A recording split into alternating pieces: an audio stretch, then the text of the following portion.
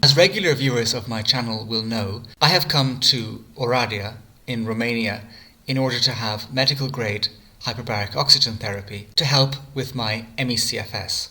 Now, in a previous video I talked about how things were going after 10 sessions, and today I will tell you how things are going after 30 and now that I am actually halfway through. My name is Patrick Usher and I am author of the book Understanding ME-CFS and Strategies for Healing, in which I break down some of the latest breakthrough research into ME-CFS and long COVID and talk about the various treatment strategies that I have used in order to improve my condition. The links for that book are down below. So, to cut straight to the chase, I would have to say that after 30 sessions I am actually quite disappointed at the results so far.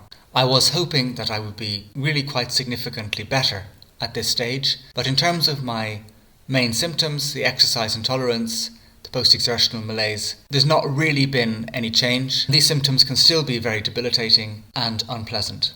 I have noticed some subtle improvements, and I will come to those later, but basically in terms of the illness itself, things do not seem very different. In fact, what I have noticed is that every weekend I go into a crash. So I do the treatments Monday, Tuesday, Wednesday, Thursday, Friday, and then on Saturday I'm completely wiped out and I can hardly move. I recover from that very slowly Saturday. Sunday I'm doing better. Then usually by Monday I'm well enough to go back in for another treatment. I've only had to miss one treatment. But basically I'm wiped by Saturday. And I think that there probably are, reasons why the treatment is putting a certain stress on your body that I'll explain in a moment. But I think that basically that stress catches up with me each weekend and I go into a crash. There are a few other patients with ME-CFS or ME-CFS-like illnesses who have come to this clinic. There was a couple from Germany. They left after 20 sessions and they reported that they didn't really feel any difference. And then there's someone from Switzerland who has post-vax syndrome and she did 26 sessions, has left and will come back in a month to do another 20 or so. And she said that she hasn't really noticed any difference either. Although I am disappointed that I don't feel obviously better at this stage, what I will say is that I am keeping the faith, and this is what the doctor here said to me. We talked about this the other day. The reason really that I am keeping the faith, that I'm going to go through with it, that I'm going to get to the full 60 sessions, is because the nature of hyperbaric oxygen therapy is such. You really need that number of sessions in order to see the kind of benefits you're looking for with chronic conditions. Now, if you have an acute problem, you might only need to do 10 or 20 sessions of hyperbaric oxygen. And, an acute problem might be having a wound that's not healing. So a diabetic wound. A wound requires oxygen to heal. If you go into a hyperbaric oxygen chamber, you are, at this medical grade level, you are getting 15 times more oxygen into your body. And so the wound will heal.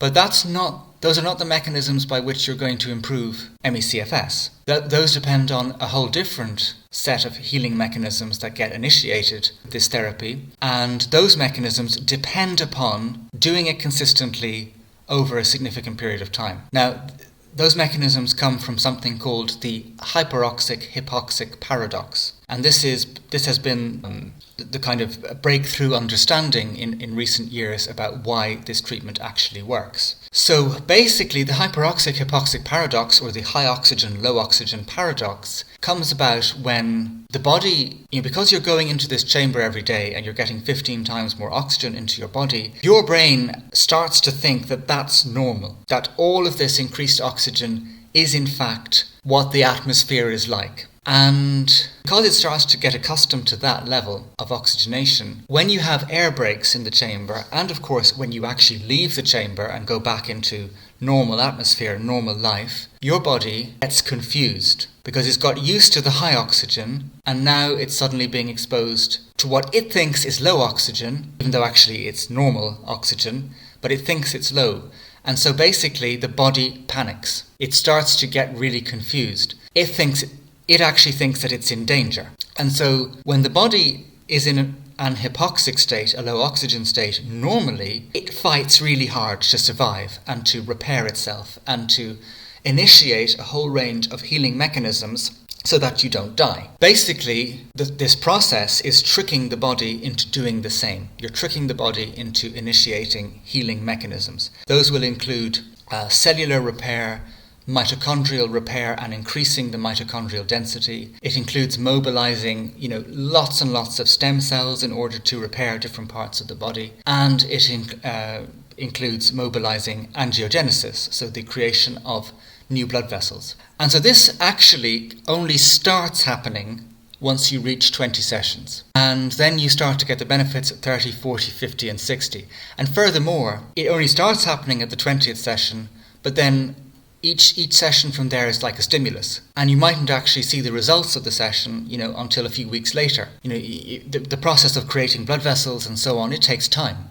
So it's getting initiated, but you're not going to see the results until later on. It's these things that are going to help an illness like ME-CFS, because in ME-CFS you don't, the cells are in a disastrous situation. The mitochondrial density has decreased and it's really getting damaged, the mitochondria. The blood flow is a disaster. So, the angiogenesis could help. The brain is under-functioning. Again, angiogenesis could help the different regions of the brain to actually work better. So all of this really starts to happen later.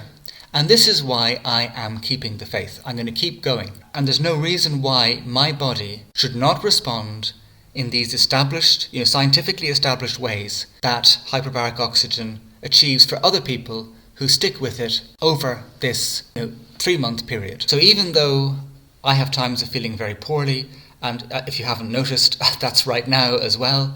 At present, I feel like I had 10 vodkas last night. But anyway, I'm going to keep going. I'm going to fight on, and I'm going to get through these treatments. And look, it is a bit of a slog. There's no denying that. I mean, this is going into that chamber every day. It's like going and having going to have a flight every day. Going to an airport. It's a big chunk of the day.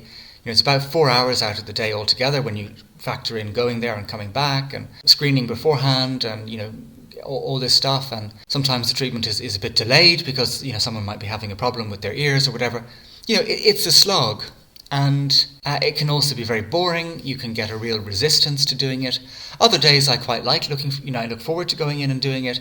But it's up and down, and you have to show up there regardless of how you're kind of feeling mentally about it. And then, they show movies, and there was this long period of time where they were showing very violent, action movies from Netflix, and Netflix is kind of pumping these films out for the market. They're not very enjoyable to watch, and they were mainly about aliens coming to the Earth and killing everyone, stuff like that. And I couldn't watch these films. They were very stressful. But thankfully, all of my Romanian dive mates the other day, I speak enough Romanian and understand enough to know that they were very politely complaining about the choice of films, and everyone did it. And so from that moment on, we've been watching some classic rom-coms, and that's just great. So that really helps the session to pass much more quickly. But it is a slog. It is difficult to get through these treatments, but I am committed to doing so, and I'm going to get to the end of them, and hopefully these kinds of mechanisms that the hyperoxic-hypoxic paradox leads to will occur for me as well. I'm not expecting this to heal me. I'm looking for a quality of life improvement. If my anaerobic threshold could get better, if my sleep could be consistently better, if my mental health could be better, these kinds of things. If I could be more functional in a long-term way, which should happen when you do that many treatments, then I will be very happy with that. Now, as I've said, I have actually noticed some subtle benefits, and some of these have come about in the last 10 days, which does point to the hyperoxic-hypoxic paradox perhaps starting to happen.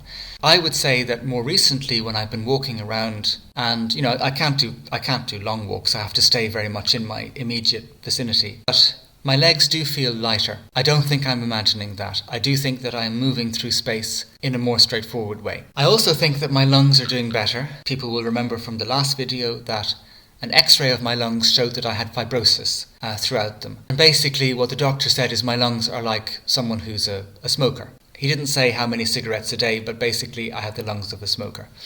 And we'll see how that goes over the course of the treatment. I do think that my lungs are feeling softer and happier. And I also think that I'm sleeping better. So, although I still have some difficult nights, I think that I'm falling asleep more easily, and my sleep just seems deeper and kind of quicker somehow than it was before. I would say that as people who watch this channel know, insomnia has been an issue for me, sometimes very badly. And normally if I'm having a bad day physically, the nighttime will also be hard. I will have great difficulty sleeping. I think that actually even on my bad days physically, the night times have become easier since doing this therapy. So that's also an encouraging sign, because I would give a lot to be able to just trust that the night times will be all right again, even despite having this illness. So I will keep going and we'll see how it plays out. I'm not sure when I'll do another video. It might be after 45 sessions, or I might just wait until the very end. But that's the situation. Disappointing, but keeping the faith and actually recognizing the fact that this does take time, and that the kinds of mechanisms that should help with ME-CFS are not really going to have appeared too much by this stage. So hopefully the next 6 weeks will spell a very different story. Thanks very much for watching, and I will see you in the next video.